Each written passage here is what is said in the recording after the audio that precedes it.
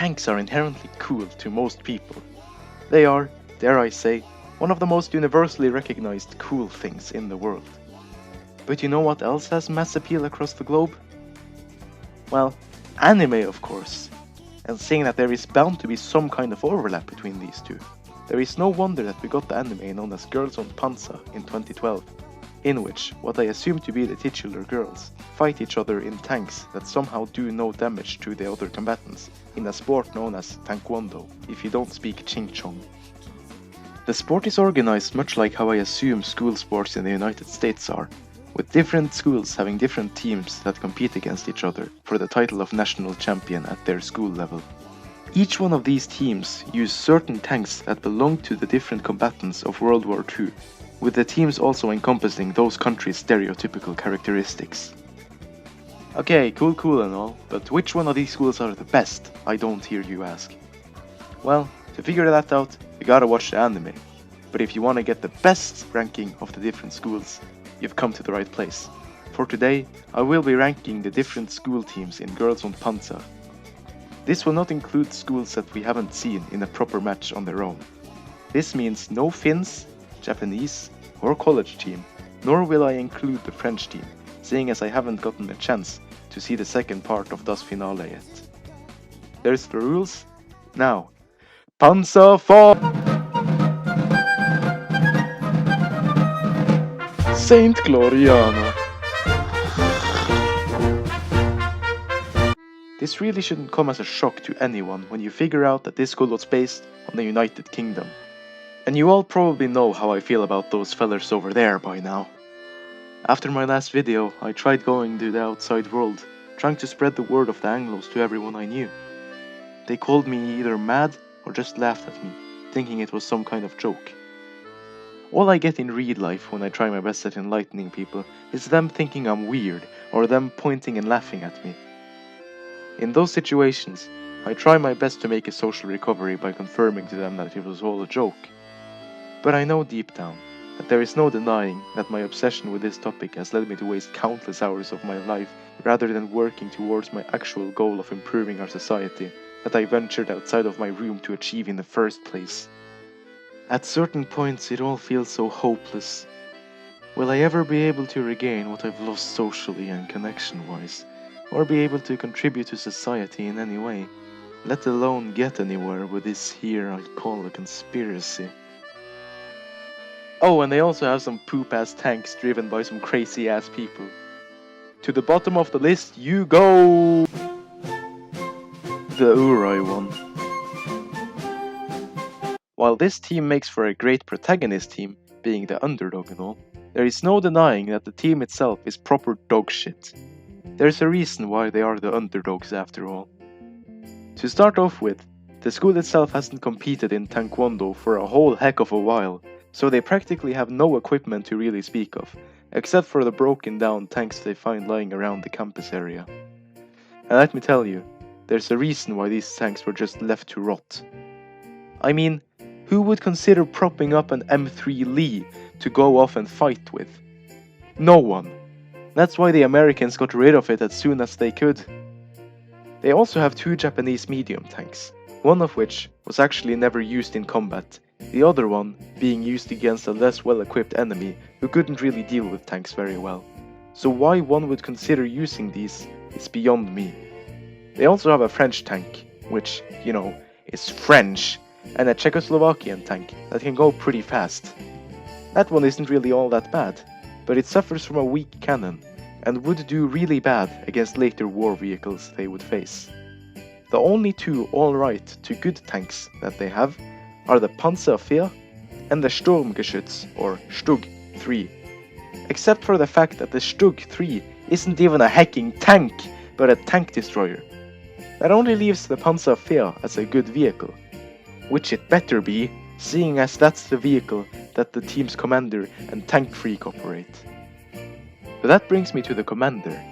She should never have run the school's taekwondo team, seeing as she got scolded to no end after making her previous school lose the grand finale, seeing herself right to save someone from drowning or whatever. Only shows weakness in the face of victory, and we can't have any of that. She had no desire to even compete in the sport again after that, until some people forced her to. So you could say she is pretty lacking in the inspiration department as well. All in all, this makes for a pretty lackluster team in my opinion, only held up a tiny bit by the Panzer IV. Anzio! The Italians have, in wartime scenarios, been made fun of to no end in the last century or so, and for good reason. They have completely failed in almost every war they partook in during that time. Their tanks don't talk a different story either. They were famous for being some of the worst on offer during World War II, being as ineffective as could be in the desert. But what makes me put this team above Ooarai in that case? Well, you see, one of the reasons the quality of the Italian tanks' performance suffered during World War II was the fact that they were made for mountain warfare in the Balkans, but ended up fighting most of the war in the deserts of North Africa. With these two completely different terrain types in mind, it's not hard to see why they failed in real life. The same might be said for Anzio's team if they were fighting in the desert, but if you face them in a more hilly or mountainous area, the game might be over for you. In addition, their leader is not as incompetent as those of the Italian army. But then again, the school team's leader is probably the only one out of them to be motivated to fight in Taekwondo, the rest being mainly interested in food like spaghetti. All of this doesn't exactly make for the best team, but it could still be far worse. Saunders. Saunders, being the American school, has an abundance of everything. This served the US well when it came to industry in the real war, being able to produce a shitload more tanks than the Germans could. But because of the US wanting to be really very effective in the production of the tanks, the school team only has about 1 to 2 types of tanks, it usually being a variation of the same tank. While this productiveness might have helped the US overpower and outplay Germany in real life, here in the world of Girls on Panzer, where the matches can only have a set number of tanks, this becomes a rather big downside, limiting their tactical ability by quite a lot, even if the school saves money on the production and repairmen. This becomes very clear once you watch their match against our protagonist team, where Saunders had to stoop so low as to listening in on their enemies' radio transmissions, instead of fighting them like real men. A placement like this is thus understandable, better than the Italians, but worse than the Pravda. Their name stemming from a Soviet propaganda paper and having an emblem that looks like this. And having hecking gulags. This school can only represent the Soviet Union. This becomes quite clear when you look at their tanks. Tons of T-34s lining up the place. What I already said about the Americans and their industrial capacity in the real war applies here too, just to a lesser extent. For here, you have IS and KV tanks as well. The IS series being notorious as one of the best heavy tank series of and after the war, while the KV series has the KV-2. If you wonder what is so cool about this fridge of a tank, I'll just let this clip from the film explain it perfectly for me.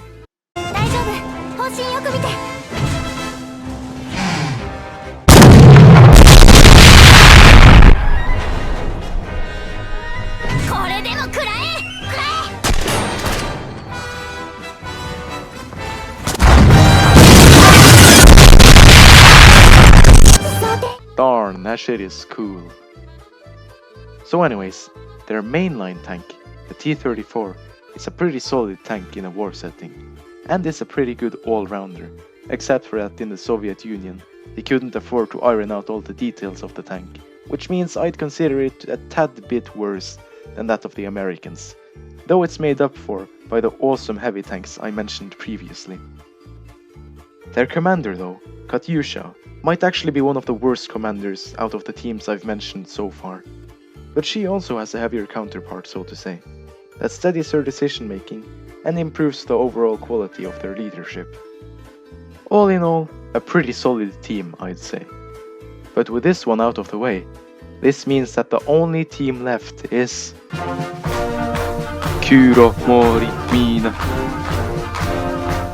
Kuromorimine, translating to Black Forest or Schwarzwald, is the Wehraboo school of choice in the Girls on Panzer universe, and also my pick for the best school in Girls on Panzer.